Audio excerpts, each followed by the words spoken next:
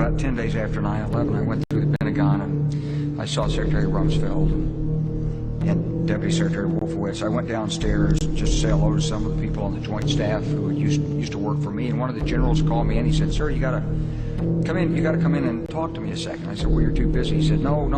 He says, "We've made the decision. We're going to war with Iraq."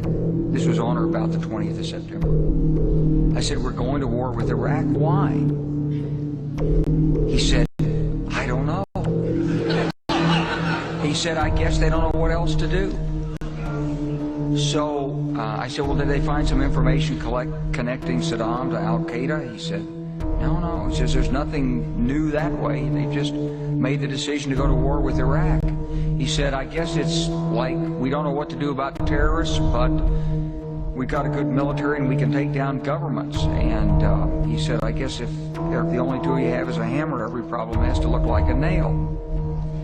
So I came back to see him a few weeks later, and by that time we were bombing in Afghanistan. I said, "Are we still going to war with Iraq?" And he said, "Oh, it's worse than that."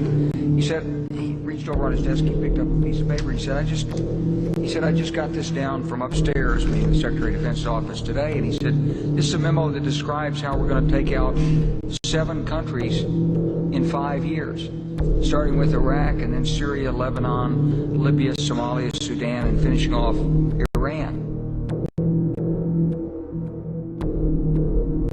The truth is about the Middle East is, had there been no oil there, it would be like Africa.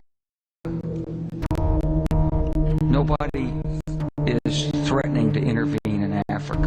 The problem is the opposite.